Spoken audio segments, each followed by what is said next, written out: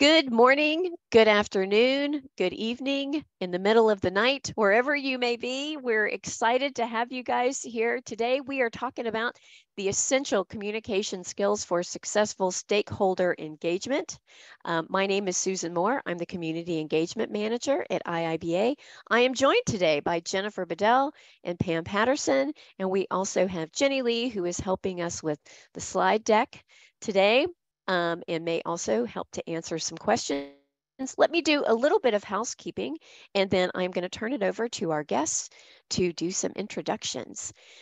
First, we love it when you chat. So thanks everybody for sharing where you're from.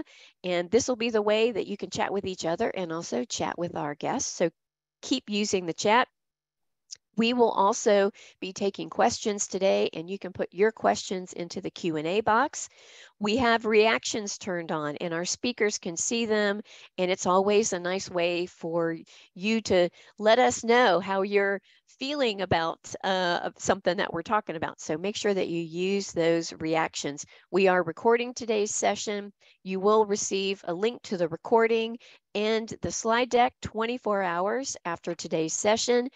And then check your email box, because we have a special communication plan template that will be coming your way to your inbox within a couple of days. And we're going to talk a little bit about that template too. All righty. So first, I'm going to turn it over to Jennifer Bedell. Jennifer, introduce yourself. Hello everybody from Lower Sackville, Nova Scotia, which is just outside of Halifax. Nova Scotia is on the east coast of Canada, further east than Toronto, for those who are wondering. We are out in the ocean pretty much. So we are an hour ahead of Toronto, actually. I started as a business analyst back in the previous millennium, in the late 90s. Honestly, I probably started as a business analyst back when I was about 6 years old, but officially later as an adult. I was working in insurance, and I got put onto a project where we were replacing our disability claims system. And I went onto that project as a SME, and all of a sudden went, oh, this is what I want to do full time. So that's what I've been doing ever since. And now I enjoy speaking at conferences and attending webinars and engaging with the community. And Jennifer, you did not mention, but you are also a regional director in our America's Northeast. So thank you for that. That is thank you. Thank you for contributing to our community. Pam. Thank you, Susan. So my name is Pamela Patterson, and I'm in Kingston, Ontario, which is right across the border from New York State, if you're familiar with that, across the St. Lawrence, around the Great Lakes. And I have a background in systems engineering, information design, project management, chemistry, and journalism. I had a former life as a communications officer in the federal government, where I prepared national spokespeople for media interviews. And I wrote 9 books. 2 of them are international bestsellers. And I'm actually writing a book now for IIBA on stakeholder interviewing. That's going to come out in 2024. That's awesome. I'm super excited to hear that. Yeah, because you and I had talked about that next book. Yay! So there's lots of love. I think it sounds like that's going to be a bestseller publication. Well, so let's get started. Because we've got a lot to cover today.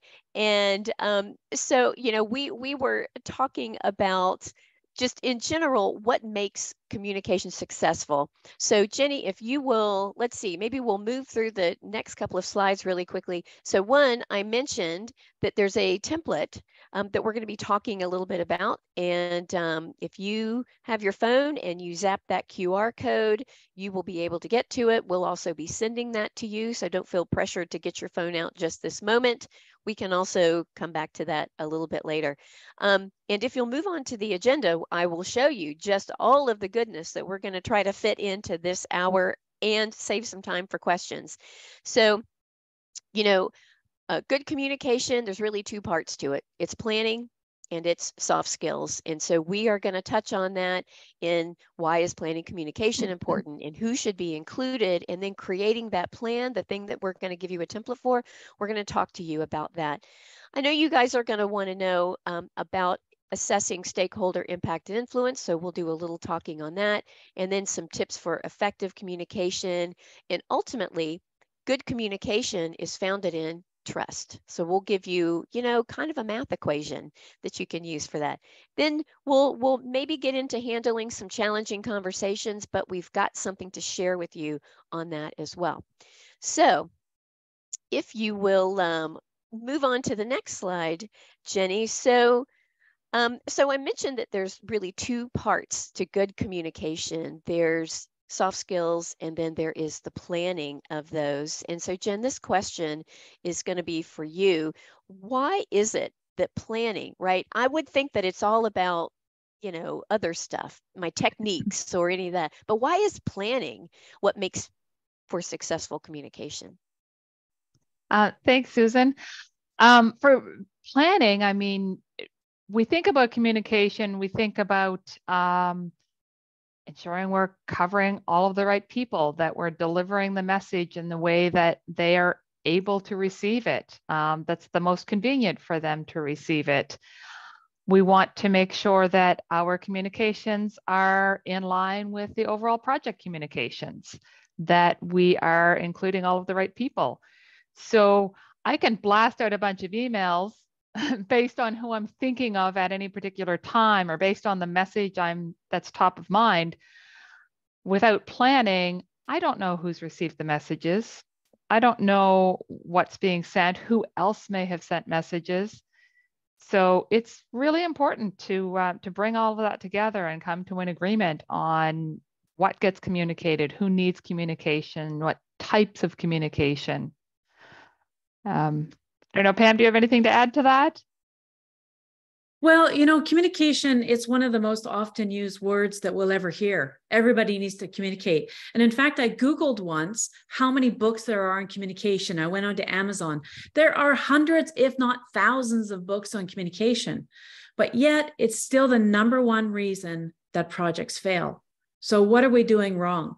And I was very excited to see that IIBA came out with a template and some guidance around this that I think is going to really help people.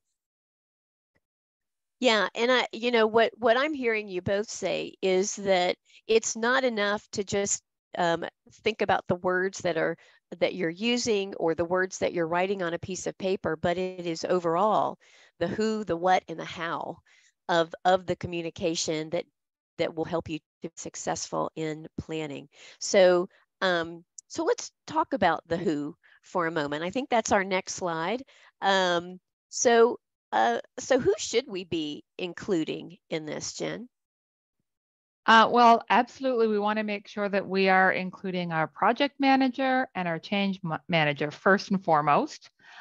If there is a communication person designated on the project, obviously we include them.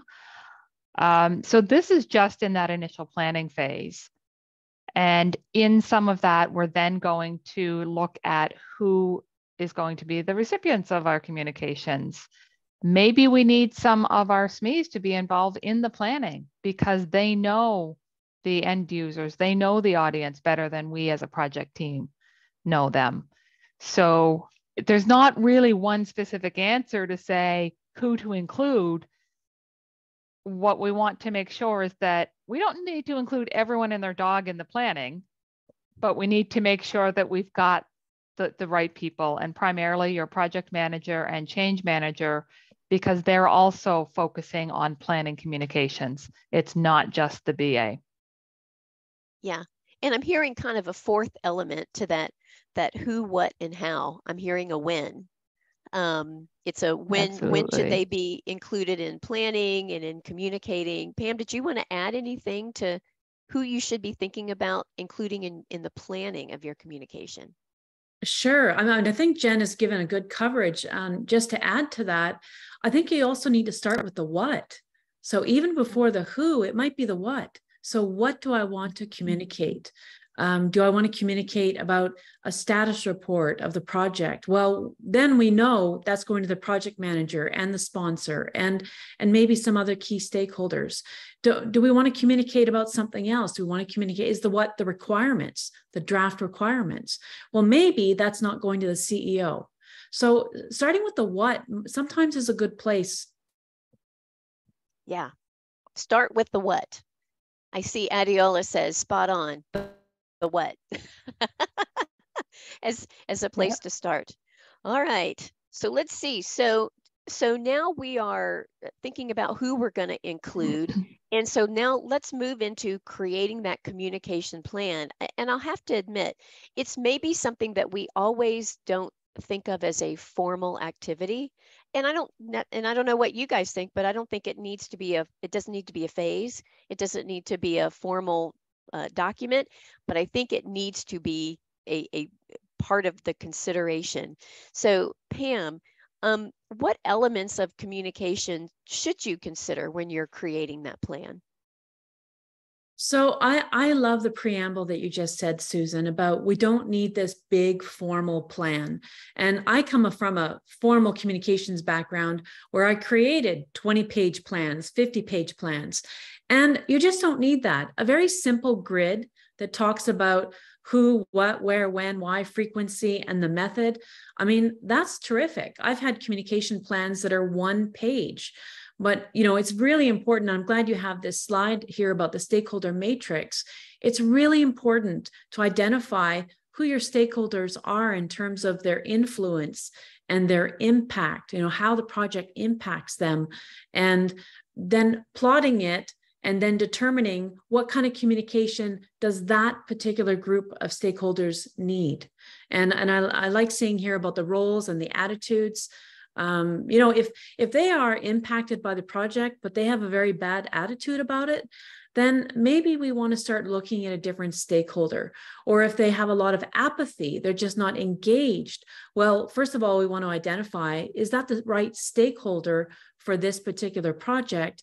And if it is, then maybe we need to go down the path of finding ways to engage them more. There could be very good reasons why they're not engaged, including that the communication methods we're using are not suitable for that person. Sometimes I've had to communicate with project managers by text because that was their best communication method. Wasn't the best for me, but it's not about me. It's about them. Yeah, that's right. And you know what? I think particularly with this stakeholder matrix that we're looking at here, if we already know that we have a stakeholder that is difficult to get in touch with, or maybe is not excited about this project, that may come up later on. It seems like this matrix, the impact and influence matrix, could be a good first start to help you to identify ways to mitigate the potential influence of that person. Jen, I don't know if you want to talk a little bit about this matrix, this stakeholder matrix. Yeah, I just want to point out one thing with this matrix, that sometimes there's a group that we kind of forget about, or maybe we don't engage the right way. Because when we think of this matrix, we're thinking in terms of communication. So those with a high influence, of course, we want them engaged. We want them to buy into the project. They're the ones who are going to be influencing the change. But we sometimes forget about those people who have that low influence that are highly impacted. For example, your end users. And so we think about communication and thinking, well, they just need to be informed. But the reality is most of your requirements are actually going to come from that bottom right quadrant, from your people who may have low influence but are highly impacted. We need to be their voice. We need to make sure that their business needs are being met. Sometimes the executive level isn't aware of the impact of things to the end users in being able to carry out their business needs. So my takeaway from that is that we often think about the squeaky wheel, so the folks that might be difficult to work with and how they might influence a project, but we also maybe need to think about those who have influence and impact in more subtle ways. So that also needs to be a consideration. So really, I think we're talking about thinking, even if it's just in your mind, thinking about each of the types of people or particular people that'll be involved and understanding where they fall on this. I think this is such a great activity to do this as well. All righty, so let's see. So we'll move on to the next slide. And I think this is where we start to put that together. We've thought about the folks. Now we're starting to put together this matrix. This actually is part of the template that you guys will get. So let's talk about this template a little bit. Pam, I'll ask you to talk with us about the communication matrix. Yeah, thank you, Susan. So this is a terrific matrix, and this kind of replaces those 50-page plans that people used to do.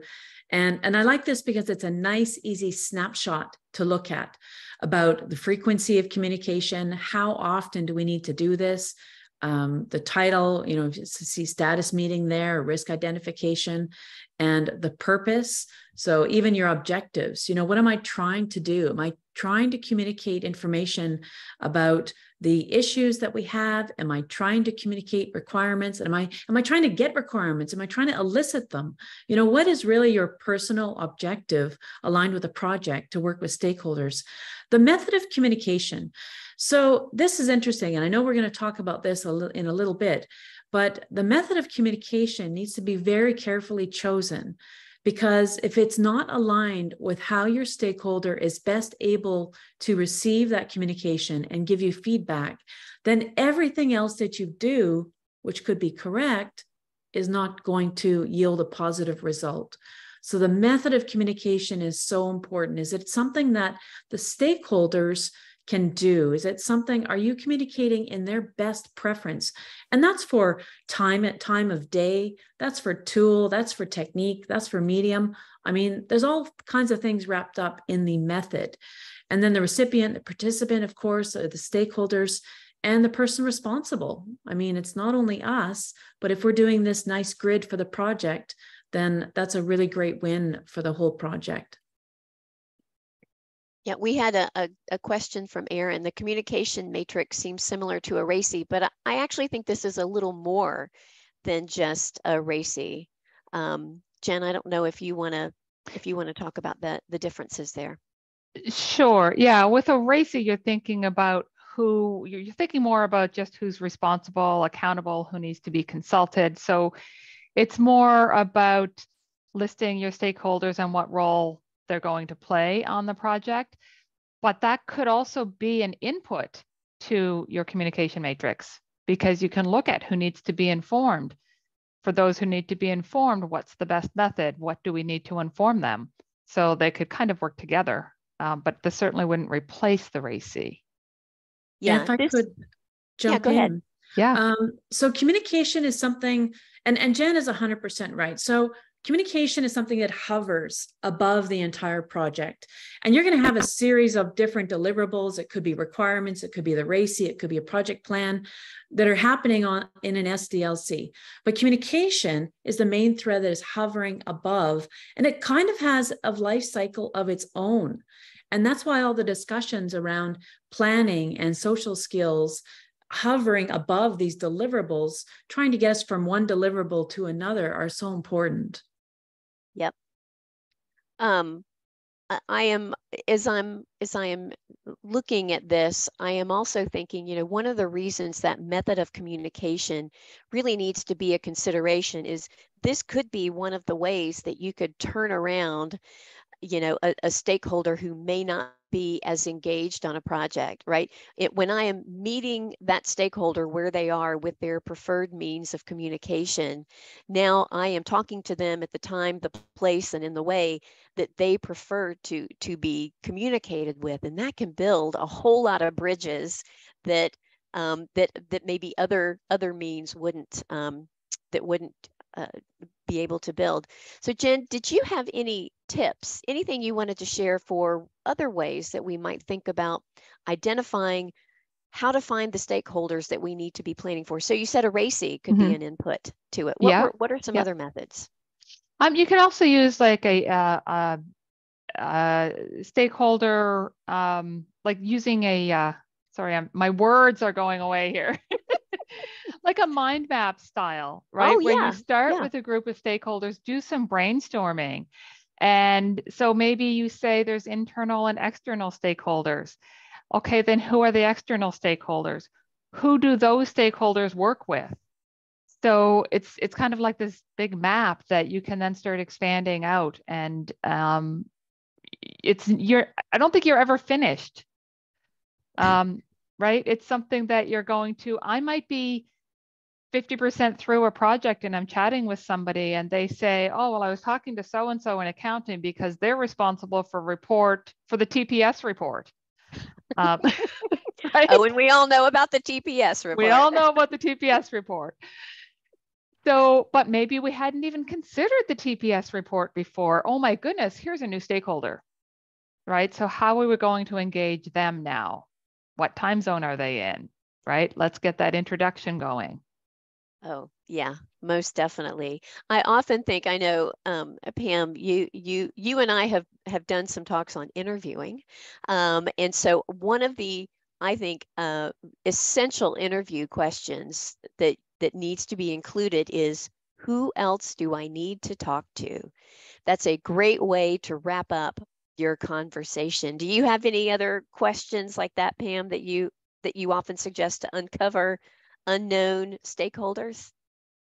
Well, Susan, I love that question because sometimes they want to kick the can down the road, and but it's all good information for us. So I'll take it any way that I can get it. In uncovering stakeholders, I think it really does go back to planning, and I think that you said something very, very good, which is it's about planning and soft skills. And the more that you can combine those two together and get good at doing that, then I think you're going to uncover more stakeholders. Because if you have the social skills to go in and talk to stakeholders and be comfortable, and they're comfortable with you, then they're going to yield more information to you, including those additional stakeholders. Yes. Yep, most definitely. And by the way, yeah. Sorry, I just thought, if you guys don't mind, I want to jump to a slightly different topic that Savi has just pointed out to us. Yes, I was just about to say, I think we probably need to go back and talk about the TPS report. Right. So first and foremost, let's avoid acronyms when we're talking to our stakeholders, because maybe 80% of them know what a TPS report is, but maybe they don't. And we don't want to embarrass somebody who doesn't know. So thank you, Savi, for asking the question. It is, thanks, Susan, for answering it as well. So it is a reference to a movie called Office Space. And it's a really good movie, actually. It highlights our lives, I think. Yeah, yeah. It is maybe kind of the worst and some of the best caricatures of working in an IT organization. And so you'll probably see lots of, if you haven't seen the movie, you'll see lots of stereotypes of people that you might have worked with or that you think that you know. And so it's a great movie. Maybe that's the thing that you'll do as a follow-up to today's movie or webinar, is to watch Office Space, which is probably available on, who knows these days, some streaming platform, maybe YouTube. You never know. But this probably is, I think, maybe just a good segue into just some communication tips. So one of them is, yeah, if you've got these kinds of reports and things that are in an organization, it's probably best to not just assume that everybody knows what that is, but actually to spell that out. So let's talk just briefly about just some tips for effective communication. And I think that might actually be our next slide. So Jenny, if you want to move over to that. Pam, so I think this is something that you often talk about. Do you want to tell us what are some of those tips for effective communication? Yeah, it sure is. So this is a slide that I include a lot in my presentations, a communications model. The original one was maybe done in the 1950s. Of course, things have changed since then. And what we have here on the left side is we have the sender. So that's us creating the message, thinking about word, thinking about tone, and deliberately selecting the channel, which could be face-to-face, text, Zoom, technique, and the tool, technique being the BA techniques from Babcock, and the tool. And then on the right side, we have the receivers, who are our stakeholders, who are trying to interpret the message, and the formal code, it's decoding is the formal word for it. And then they give us feedback. And then there's this mitigating factors about environment, about noise. And, if we're working at home, it's the blender in the background. And sometimes if we miss one sentence, we miss the whole conversation. So it's kind of tough for our stakeholders sometimes to be in this environment as well, along with us. And here's the thing, I want to focus on the select piece, the center piece, because if we are organized and we plan and we do everything we're supposed to do, but we choose this not effective combination of channel, technique, and tool, we are not going to have a good communication. And let me give you an example of this. Suppose our channel is Zoom. And suppose we are interviewing, we are having a workshop to elicit requirements. And suppose the tool that we chose was PowerPoint. So if you can imagine being in a workshop with 10 stakeholders, giving you lots of great information, and you're putting it into PowerPoint. Well, what's wrong with that? PowerPoint has very few space for words. That's one problem. Another problem is that PowerPoint, you can't sort, you can't filter. Over time, when you have hundreds and thousands of requirements, you can't possibly find a way to refine them and find duplicates and so on. So it's a very, very important consideration for business analysts to have that right combination of channel, technique, and tool. And sometimes the project imposes constraints on us. So for example, the project manager who would only communicate with me by text, but then I need to lift that out of text and put it somewhere else in a portable tool that I'll be able to sort and filter and use as part of my information lifecycle as it goes down the line to the next deliverable. Okay. And the thing about feedback around the bottom of the chart there is that no feedback is actually feedback, because it means that our stakeholders, either they didn't understand the question, maybe they missed some of the dialogue because of the noise, they're too busy, it's the wrong communication method, whatever it is. But it's up to us now, and it's an opportunity to do some root cause analysis about where this communication went wrong. And the really great thing about this model, what it shows is that we have most of the control in the communication in terms of creating the message, selecting the channel, technique, and tool. And if we know our stakeholders well enough and we know what kind of needs they have for communication, then we can, in effect, we can have some really good results using this model. And I know you had a couple of examples as well. So Jenny, if you want to move to the next slide. So this was one of those that you shared. Sure. So this is about information design, and I can drop some links in the chat after, or just reach out to me on LinkedIn. Happy to give you those links as well. So information design is about designing information, because information is not verbal anymore. I mean, it's verbal, it's visual, and information design shows on the left where the A is, this is information that is not designed. So it's really, I wanted to get this communication off. I wanted to send this email fast as I could. I have other things to do. I sent it out. And it's not a bad email. Everything is there. It's clear, but it kind of forces me to read every word. And that's what we know stakeholders don't do anymore. So on the right side, this information is designed by grouping like elements. So task, deadline, and responsible, we can very easily see who needs to do what. And we're saving our stakeholders so much time. We are mitigating risk of them not reading the email correctly. And this is a very simple example, but we've got complex stuff as business analysts. And it also increases really our reputation and our brand of being a good communicator. So who doesn't want to work with a good communicator?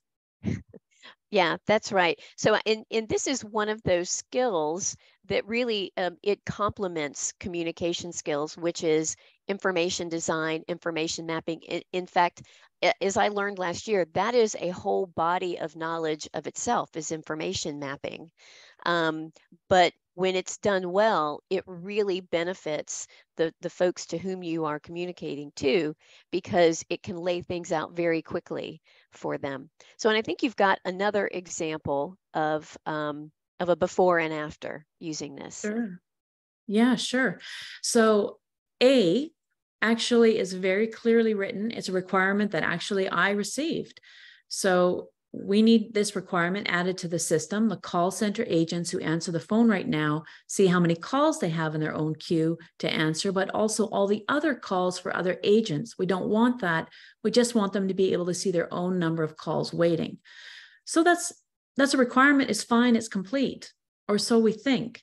What happens when we pull it apart and into components and we information design it is the current state much easier to read. Agents can view number of callers in the queue, both theirs and other agents. Future state, easy to read. Agents can only view their own number of calls in the queue.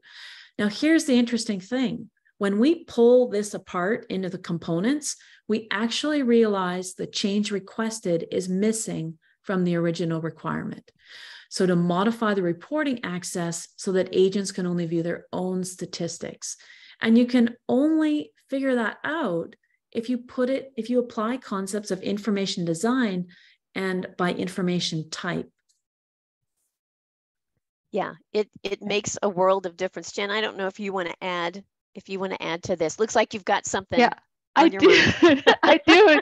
See, you're such a great communicator. You could see my nonverbal cues there. I was also thinking, in addition to the communication aspect, this also allows us to see what might be our MVP, our minimum viable product. So the direction from the program might have been, we will deliver only what they have today. We're not considering changes for phase one. This helps to separate that out so we can see what is that MVP. Yeah, that's a good point. Yeah, I'd like both of these ideas, because when information is laid out very clearly, you can see the gaps, you can see new opportunities. Yeah. So that's why how you structure the communication is really so important. I know we've got a couple of other examples here. Let's see, who would like to speak to this one? So here's a status report example. Is another one. I could just very quickly, because I know we have a lot to cover, but on the left, we have an undesigned status report. There's nothing missing, there's nothing wrong with it, but it's undesigned. And I think you see the strength of information design when you look on the right. And so starting with thinking about how does your manager access information, starting with the subject line. So having a green status for the week ending December 5th, a busy manager doesn't need to open up this email. That's the strength of information design. And then it's designed from the most important information at the top with the overall project status green and working your way down to the detail. So it's designed for our user needs, really, but from an information point of view. Yeah, and so, you know, we've seen examples with tables. This has colors. So there's a whole world of pieces that you can add to your communication design that is more than just words in bold or italics. All right. So let's see. Yeah. Sorry, I just have one thing on the tables, because somebody had a comment about, tables, what a great hack. So I'm going to give you a little hack as well. Some email programs do not allow you to create tables. So what I do is I will open a Word document, create my table, format it as needed, and then copy paste. The particular email program I am referring to does allow you to paste a table in. It just doesn't allow you to work with the table. So open it up in Word, create your table, and then paste it, or take a screenshot. Oh, that way you've got what you need and it's easier to understand. Yeah, let's, by the way, screenshots, can be really helpful to tell stories without a bunch of words. So I don't know about you guys, but I am a little bit of a tool nerd. So I own my own personal instance of Snagit. You may have your own screenshot tool of choice, but Snagit can convey a whole bunch of information. Any kind of screenshot tool can convey a whole bunch of information, and sometimes that's the way to tell the story. So I am a Snagit nerd as well. yeah. Look, and we have lots of Snagit. Yes. Yep, lots of other Snagit lovers out there as well. So let's see. So Jenny, let's skip on down to maybe slide 13. I think we've got another example of a status report in here. So here's just another way that information design can be applied. But I think on the next slide, Jen, I think you had some tips as well. Is that true? Is there? Yeah. So this is this the one we want, or are we skipping over this one? Is it? Hey, if you've got a story to tell on this one, go for it. You know what? It's very much. I was looking at the 12 down in there and thinking we were on slide 12. That's okay. Yeah. Well, we technically are on slide 12, but if we need to move ahead, we can do that too. No, that's fine. This is just another example of the whole A and B. So as we were chatting about what are we going to talk about in this session, Pam and I both had examples in other presentations we had of poorly written or not, what was it, did not apply in information design. So we had kind of that first one, still the same information, but once we add some accents and some bullet points, it's a heck of a lot easier to read. And I will say that I am more likely to actually look at this email rather than saying, I'll do that later. I'm going to look at it and respond to it a lot faster if it's easy for me to pick out what I need. Yeah, exactly. A feels a little daunting. It feels like I'm going to have to spend a little bit of time really focusing on this, where I can just grab some information. So it really does matter. And Pam, you mentioned this, but I always had a saying when I was coaching other BAs, and that is, if you do not get a response on something, it is because either the person you sent it to didn't read it or they didn't understand it. And that's on you as the communicator. So just remember that, because you're right. No feedback is feedback when it comes to communication. Can I share a funny story on that? Yeah. I know I shared it with you guys. But back in my early 20s, I remember chatting with somebody about communication and saying, well, my husband's not a great communicator. I try to talk to him, but he doesn't respond. He just kind of walks away. And they explained to me, yeah, well, he is communicating. He's communicating that he doesn't want to talk. Right? It's true. Yeah, that's right. So we're much older now and communication's fine. Well, and that's where that, one of those complementary skill sets to communication is things like emotional intelligence. It is understanding nonverbal communication. There's a whole lot more, again, than just the words that you are putting together for a presentation or a document or so it's taking all of this together. So let's see. If you'll move ahead to the next slide. So we've got some more tips here, and Jen, I think this one is yours. This was mine. I apologize. My dog is communicating to the cat at the moment.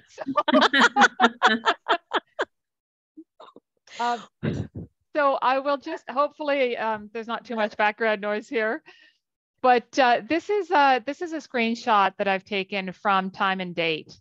So if you are trying to plan a meeting with multiple time zones, this has nice color coding. For those who can see the differences in the colors, it's a great tool. It's just timeanddate.com.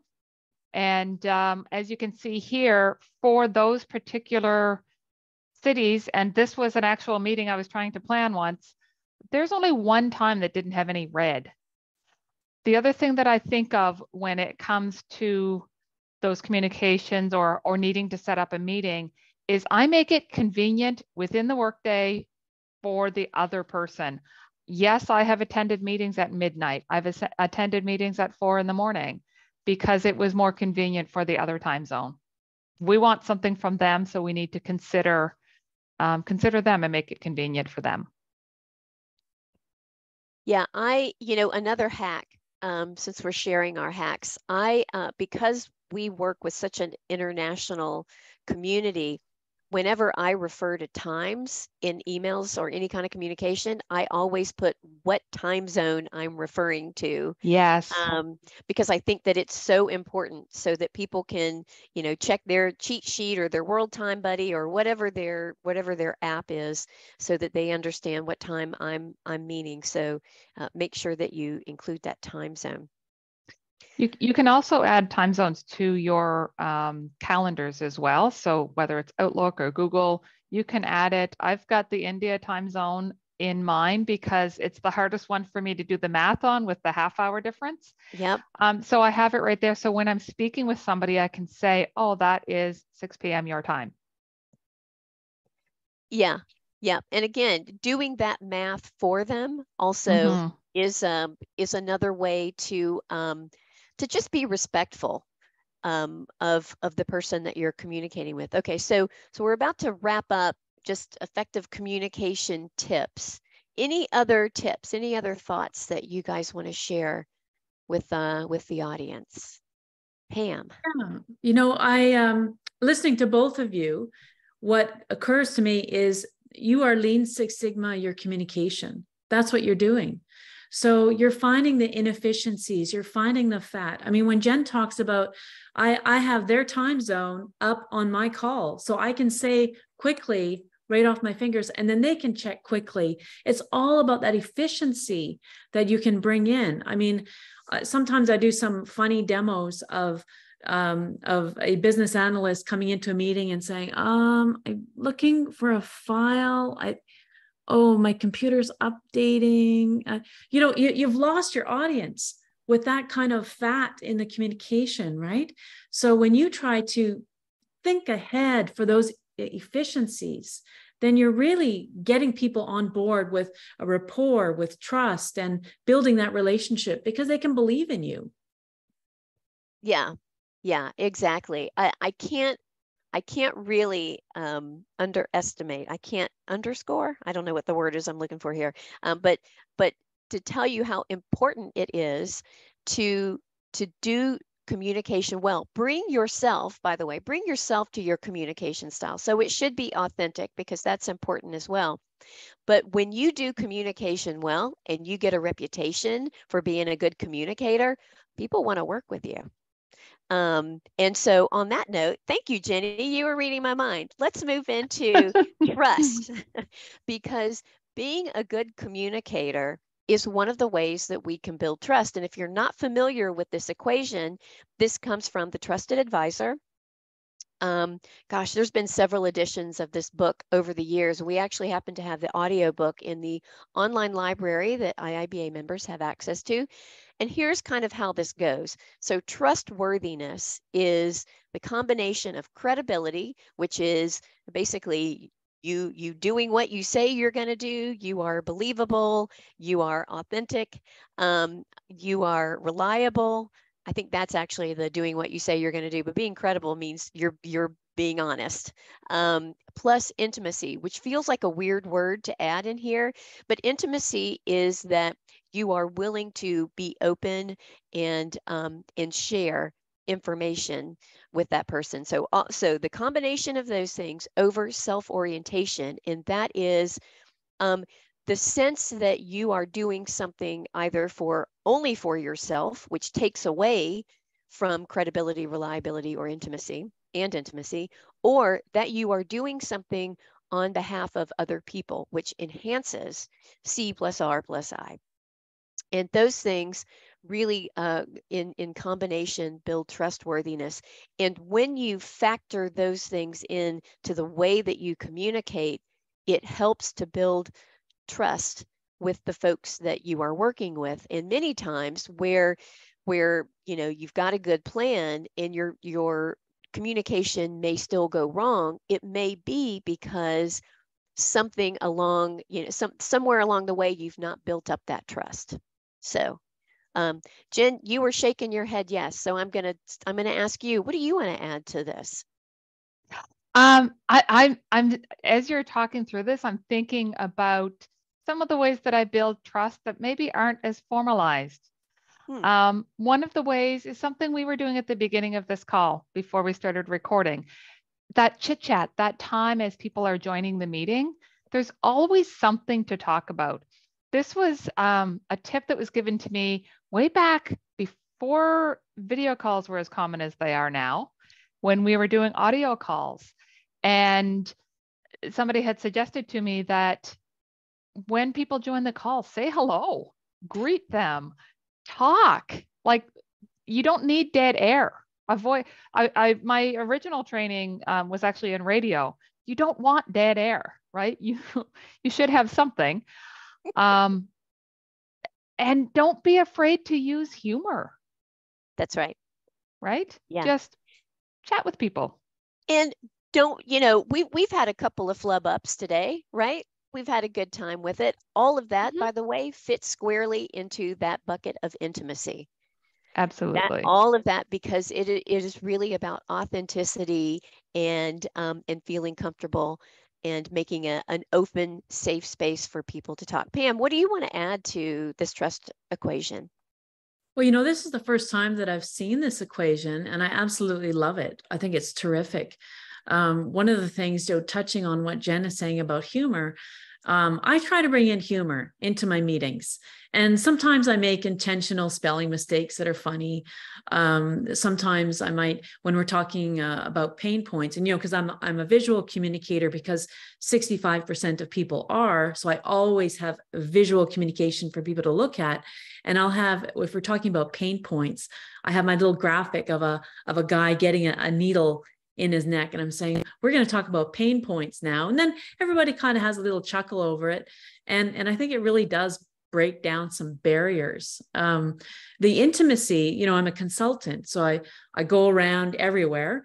And I think that's one of the key things that for maybe a long time I was missing, is to have that intimacy, because consultants could be accused of being a little bit robotic, going in there, diving in, getting the job done, diving out, going somewhere else. But you need that intimacy. And I'm glad that I learned that a little bit later on. But I think it's a really great tip. This is a wonderful equation. Yeah. I really like this. Jen. Yeah, I just want to clarify one thing. When I talk about no dead air, I don't mean fill all of the silences, right? Because you do have to allow some time for the other person to talk. Listening is extremely important as well, probably more important than not having dead air. So just wanted to clarify that piece. Yeah, that's an important one, right? Making space to be able to hear what somebody has said is equally as important to, the words that are being used. It is the listening that also makes a difference to communication. So we'll move on to the next slide. And because we knew that we would not have time to handle this question, which I know that many of you have about handling challenging conversations, because it happens. I think Steve Jones might have said that difficult and stakeholder shouldn't be synonyms, I think is what he said earlier. Sometimes that happens. And I know, I can't remember who said this. It's difficult situations, not necessarily difficult stakeholders. I think it was Pam, because if you'll move to the next slide, Pam's going to be talking about that. And so we've got a whole other webinar that is planned. It's a member webinar that's coming up in November. And if you zap that, and you're a member, you'll be able to register for that webinar. We know that this is something that happens. And so today's webinar was really intended to get you thinking about planning in soft skills and just giving you some good tips to hopefully, as I said, grease those wheels a little bit, make communication better so that maybe you don't have difficult stakeholders, but it happens. And so Pam's going to come back in November and talk about that. So I think that's it. This leaves us just about 10 minutes to do some Q&A. And so if you guys have questions, you can put those into the Q&A box. Some of you have already done that. And let's see, I am going to turn on the upvote here. So if you see a question in Q&A and you have the same question, you can give it a thumbs up and I will take them in that order. So let's see. So the first question is from Teos. Hi, status reports or all written communication would be easier to read with bullets, right? What do you guys think about that? Should all status reports have bullets or tables? We looked at a couple of examples today. I love bullets and tables. I mean, it depends on what you're communicating and what type of communication. If you're trying to do a persuasive communication, bullet points and tables probably aren't going to do it. If you're trying to convey information quickly, yeah, quite possibly. Yeah, and sometimes there are organizational constraints. So I do a lot of work in the federal government, and they just don't want bullets. They want those big block texts. And so that's a constraint for us. But I agree. I would try to do bullets and use information design principles that are easy to look up of proximity and alignment and things like that. And here's where that, discussing this as part of your plan is going to be important, because if you do have limitations on the ways or the formats in which you're going to have to produce your status reports, it's good to know that early. Okay, so Babatunde has a question. Is there any resource you can provide on information design? And actually, I will tell you that there is an organization called Information Mapping. Maybe they're informationmapping.com, but we actually had someone from that organization come last year and talk about information design. And it was amazing, because I just thought it was like just kind of a thing that you learned on the side, but it's a scientific discipline.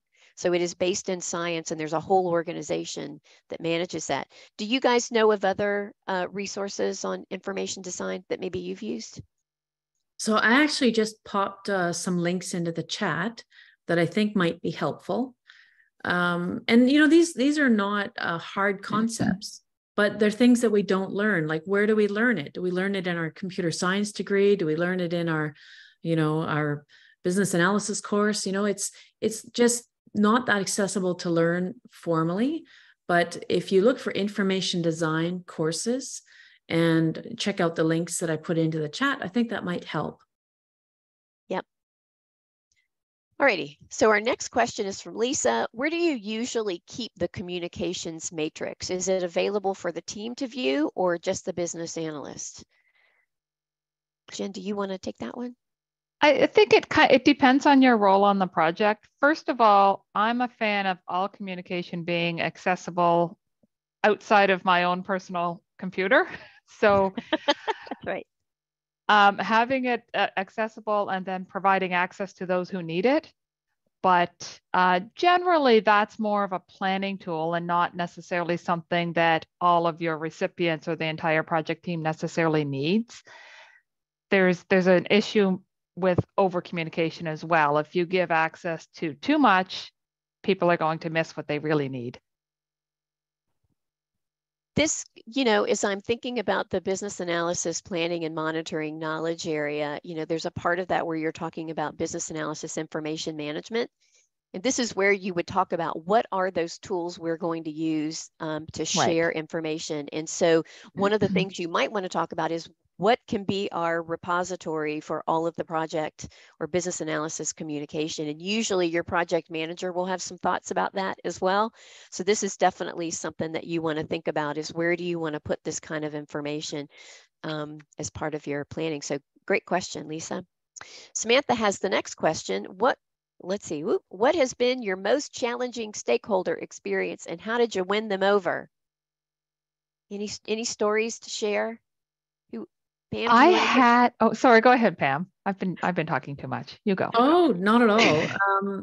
So I had a very difficult situation, and this is where I kind of coined the term for myself that there's difficult situations and not difficult stakeholders, because there was one individual, he happened to be my boss, and he was very aggressive. He would throw things. 3 people before me quit. I mean, it was very demeaning. He was very, very difficult and erratic, and, kind of the worst boss you could ever have, really. But I needed a job, so I stuck with it. And I applied some other of the principles that we've been talking about today, and that equation about trust and reliability and intimacy. And over time, he trusted me, and he developed so much trust in me that he confided in me that he had a mental health issue, and actually quite a severe one. Wow. So from that point forward, he was kind to me. He gave me what I needed. He gave me a lot of support, and I kept that trust. But that's what people are dealing with now, and I hear that the biggest issue is mental health. And if you could open up your heart and have a little bit of empathy and compassion for people going through it, then you can really get, in addition to a friend, maybe you can get great gains on your project. Mm-hmm. Yeah, that's a great point. Jen, you were going to you were going to tell a story. Oh, yeah, but that one's a much more impactful story.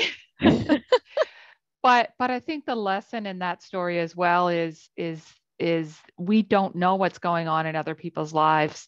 So we need to approach everything as though they're not intending to be mean necessarily. There may be something else going on. So let's err on the side of seeing things from their point of view. Yeah, I know Kathy Burkage talks about stakeholder mindfulness, or mindfulness. And she comes from a place of, I want to say maybe Buddhism. She's applied that practice to that, but really her talk is about meeting our stakeholders where they are, because you are correct.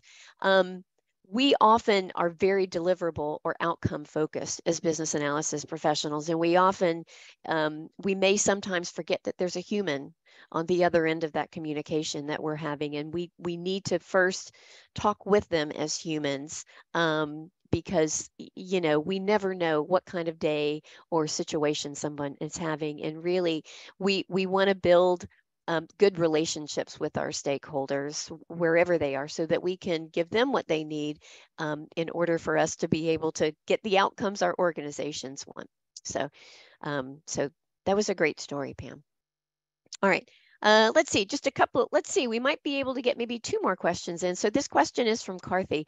Sometimes clients sneak new requirements as feedback. Oh goodness, I've had this happen. It's hard to say no. How do we say no or draw lines without offending? Any affirmative or positive nice sentences that we can use? The old feedback is requirements trick. You know this one. Yeah, I like to remind them of what is in scope and show them where I'm putting their information, that it's not getting lost. I'm recording it somewhere. It will be reviewed. It may not be in scope for now, but it will be reviewed in future.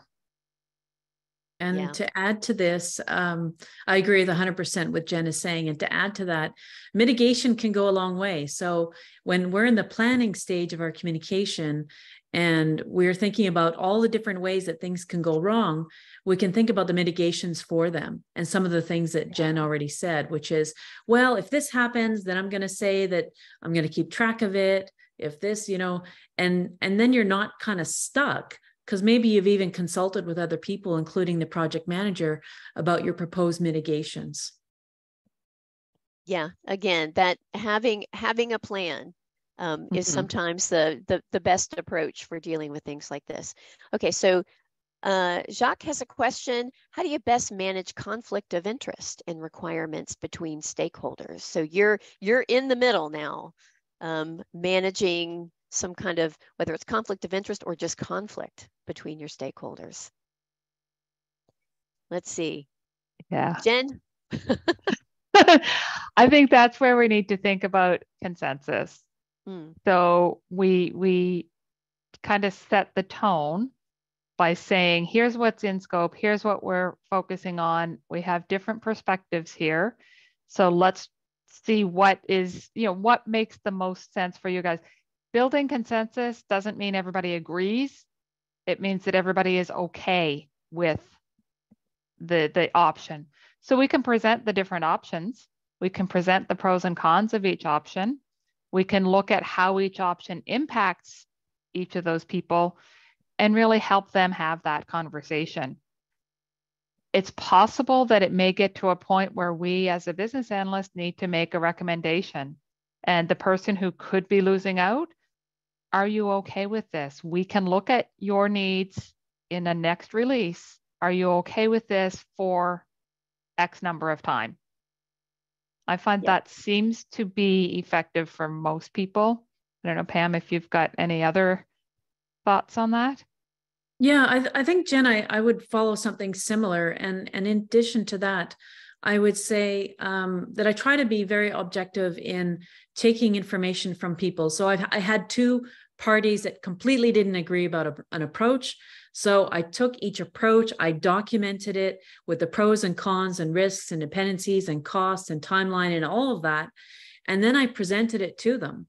And if I couldn't get a tiebreaker, then I presented it to the manager. Always have a person who can make the decision at the end of the day. Mm-hmm. Yep. All right. So we are at the end of our time together. This has been a great session. I know it has flown by, and I see that we are getting lots of thank yous, and this was helpful. And so that is great. We love that communication. You guys are doing a great job. Here they come. So Jen and Pam, thank you so much for sharing all of your experience with us and these great tips today. We really appreciate it. And for everyone in the audience, thank you for joining us. We've so appreciated having you and these great questions that you've asked. Nice to be here. Yeah, good to see you both. Thanks, everyone. Thank you. Bye-bye.